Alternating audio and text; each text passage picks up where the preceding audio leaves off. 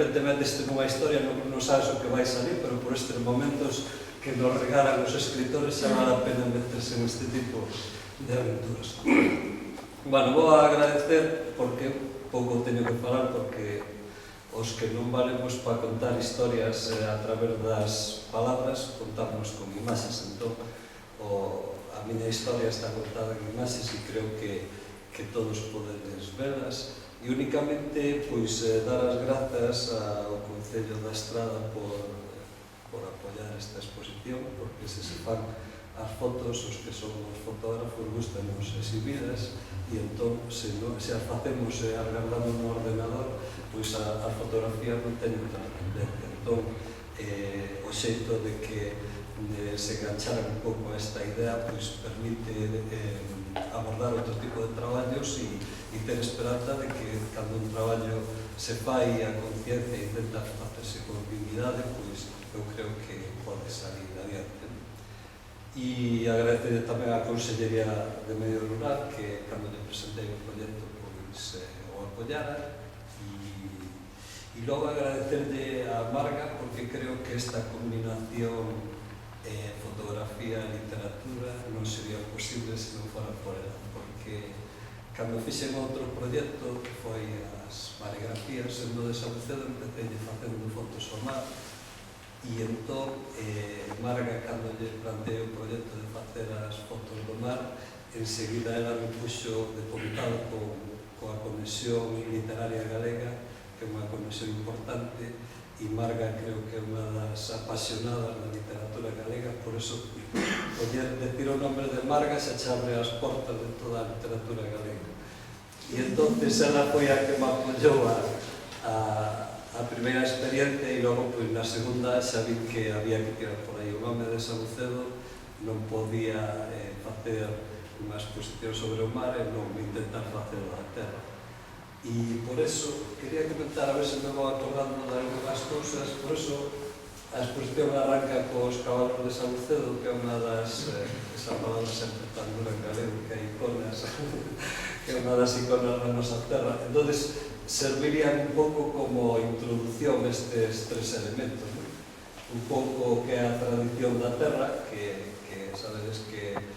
despois do Camiño de Santiago, quizás o Corro de Saucedo sea a imaxe máis potente que hai a terra, o que máis se vende, e de feito creo que o Luz en París vades a dar contaderos, a exposición do concurso da Rampa das Vestas vai a andar por Europa adiante, e entón esa foto dos cabalos de Saucedo tamén sirve un pouco para arranque na miña historia como fotógrafo, porque como hai aquí algúns bons aloitadores, dos millores aloitadores de Saucedo, e Michel está aquí para un pouco defenderos. Eu, cando empezamos así a loitar, cando tiñamos a edade de empezar cos fotos pequenos, eu intentei facer os meus intentos tamén, pero logo de quentarme, como se ve ali, para loitar os cabalos máis grandes, foi máis duro para mí, e entón eu dixen, a emoción que teñen que ter os aloitadores debe ser tremenda, pero eu casi prefiero facer a emoción detrás da cámara fotográfica. E entón, ano tras ano, cando tuve a miña primeira cámara, fui subindo ao Monte a Saucedo e así empecé un pouco a tirar as fotografías. Quizás un pouco pola impresión aquela que tamén tiñan os Saucedos, sabedes que era unha aldea pechada, estou falando dos anos os anos 60, e de repente o día da rampa aquelo aparecía xente de todas as partes do mundo, que unha sociedade tan pechada como esta naqueles anos era como unha ventana. Imaginaos, hasta que arrancou un pouco o Camiño de Santiago, Saucedo prácticamente era casi o punto que había en Galicia que viña moita xente a retratar. E entón, eu creo que un pouco levado por aquela maxia que tiña aqueles fotógrafos que facían aquelas imágenes dos cabalos, creo que me axudaron a tomar ese camino.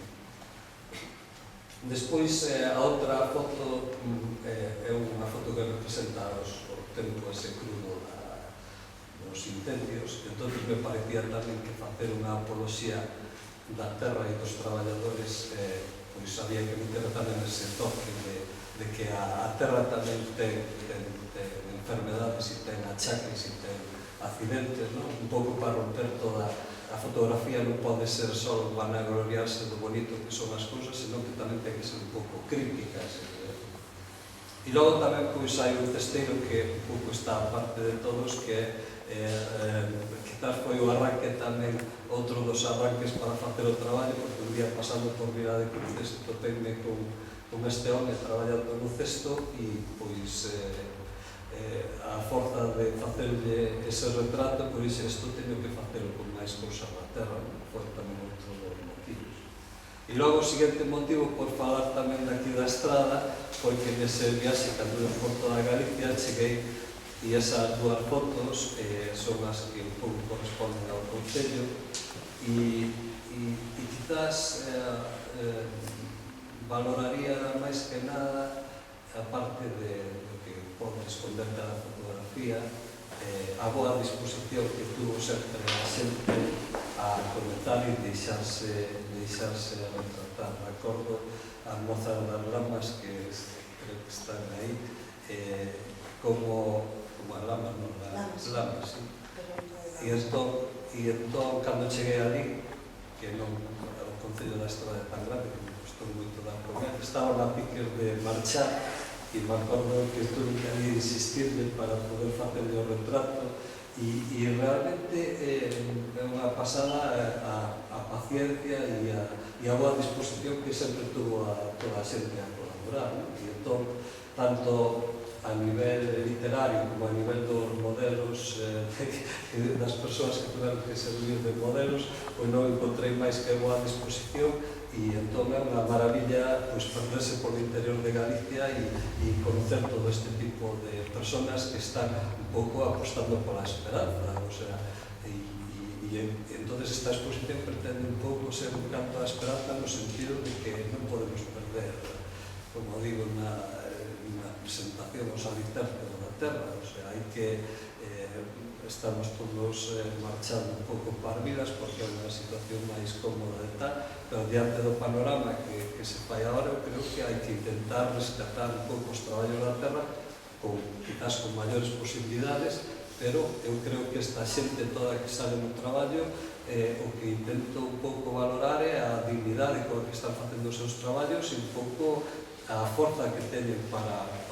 seguir pelexando polo traballo da terra. E nada máis, espero que vos guste a exposición e